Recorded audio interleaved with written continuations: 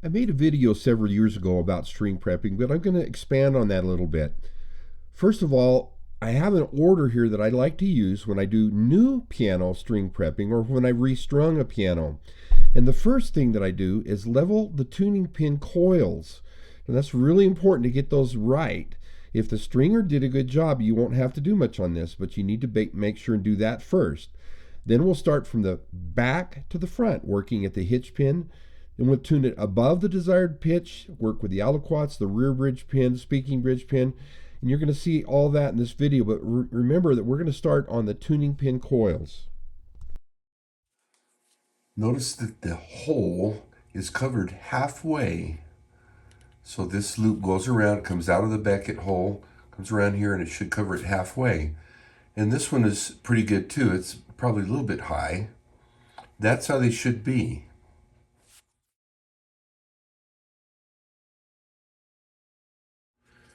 Now I've put these to where this is too high, and I'm going to have to tap that one down.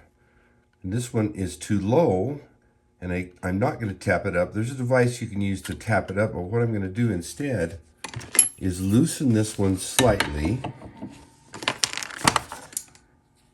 Take my coil lifter. This is a Yamaha lifter, and I prefer this one. It's got a long neck, but it's narrow. So I'm going to loosen it slightly, then I'm going to pull it up too high, tighten it back up where it was. Then I'm going to tap that down, and I'm also going to tap this one down. Now the tool that I'm going to use to tap is this one that I've created an indentation on it so it doesn't hurt the Beckett. I'm going to put it on the coil, take my little hammer, and tap it down. See, it went down almost halfway. I'll do just a tiny bit more. All right, now it's level. This one over here, let's do that one now. I'm going to put that part of it so it's over the Beckett that's coming out of the tuning pin. I'm going to watch it. Now the hole's on this side over here, and you can see it. Now half the hole is showing, and it's pretty well balanced and level, and that's how you level the coils. Now the pitch is going to drop an awful lot when you do this. So you want to make sure that it's up to pitch when you start out, and then you're going to have to do a pitch raise. After you do the coils, you're going to have to do a major pitch raise on it because it's all going to drop. Now here's another problem you'll see, especially in pianos that have had broken strings on them, and somebody that didn't know how to do this very well left it like this. And this is really not good. It's not going to be stable. So what we're going to do first, we're just going to lift it. Remember that the rule is lift it too high. So loosen it, lift it too high, tighten it back up where it was. So there's some tension. Notice that I didn't lift it quite high enough. Do it again. There, it came up. Now remember where you were. Oh, I almost hit it right this time. It's almost halfway. But remember, if you go a half turn, or you can call it 30 minutes on the clock or 15 minutes on the clock. I'm going to turn that part of it where it's around here. Give it a little tap. Oh, it's covering half the hole now. So that's exactly what I want. So you want this thing to go right there so it doesn't hurt the Beckett that's coming out right there. Put it like that. This is just a piece of 1/4-inch brass, and I like to use this down here to seat these. Now I don't really like bushings on there like this, and in fact this is just an action model, but this can go down a little bit. I'm just going to tap it down right here. You notice it went down just a little bit. I'll tap it on the other side, and it did go down. I want to make sure it's seated. I'm not tapping very hard, and I keep this fairly sharp, and every now and then I'll just take it on my file. I'll just file it down sharp. Don't ever do this on a grinder. You can do it on a sander, but this will mess up your grinder and could even blow up the wheel. So notice this one right here. This one's really bad. So let's tap it down. Make sure it's seated all the way down. You can go in the back with this too. And we could tap them all down. Make sure that your single coil is down as well. Now, once we're sure that they're down as far as they'll go here without hurting, you know, this is just an action model, but on a piano you don't want to hurt the plate. So what I've done with mine is just file the corners down just a tiny bit and just be nice and slow and gentle and tap it down. Now, there's some roundness going on around here.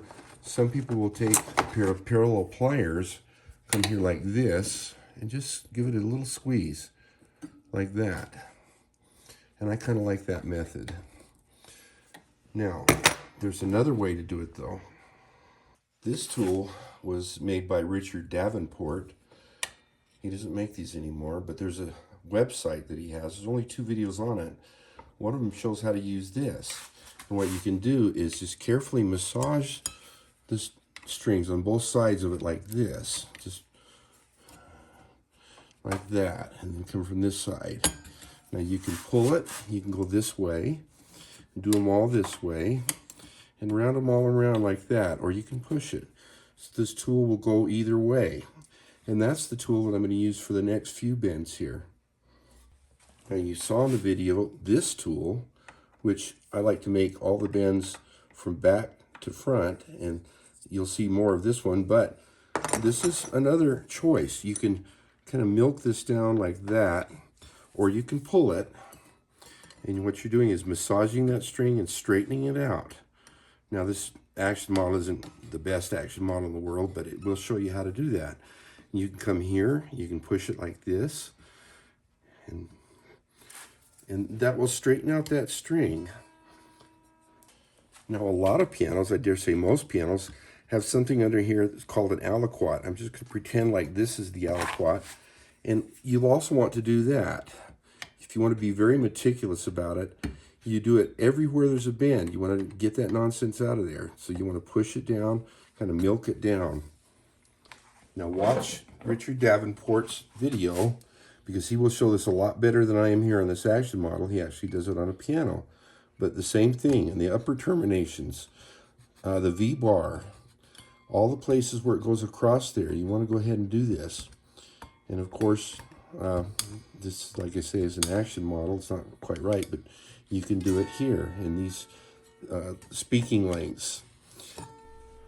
And now here's some footage from the old video that I think is worth showing again. String prepping is one of the most important parts of concert work. You want all the terminations with a nice tight bend around the pins and up at the V bar and the A graphs. And so you should never neglect this. The tool that I'm going to use today is from Roger Gable, Moondog Manufacturing, Moondog Tools. This is an hexagonal tool. He actually sells a round tool now, and it's just about the same tool really. Notice on the string with the arrow on it, it's straight. You can't see it very well, but you got to be very observant. Here's a close-up of it. You can see that left string is really tight and nice around there. The other two in that unison are still kind of rounded, and that's what we want to get rid of, is those round spots there. Here's another view of it, the before shot and the after. And if you look back and forth a few times, you can see where it really makes a difference. The tool's pretty easy to use. You just put it on and twist it. Sometimes it's a little harder to use with if the pins are really, really short. You can see a very good close-up of how that tool works and straightens those strings out. And once you get used to it, you can actually go pretty fast. This is about at normal speed here. My hands are a little shaky than yours probably, but it works really well. It goes fast, and I can prep a whole piano in about 15 to 20 minutes using this tool and some other tools that I have.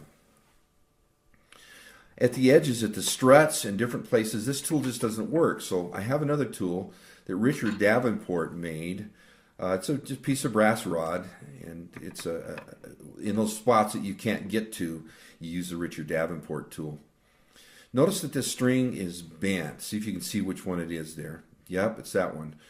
The middle string is bent. I went a little too far with the tool, but don't worry about that. The sound is not going to be hurt. Try not to do it, yes.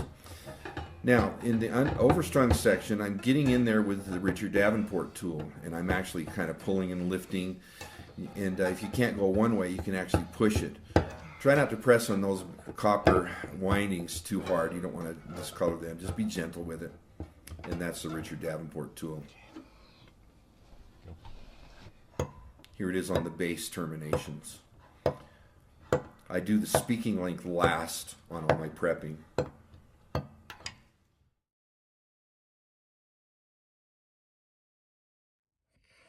Notice that I put this rod up on the front here to push down, and this tells you the orientation of the hook. And as I put this on the string, if I go straight like this with the dowel parallel with the string, it's already canted a little bit. And what I want to do is just slightly tilt it about a 45-degree angle for the hook there, and about 1/4 of an inch or so from the string, I'll just lift up, just like that.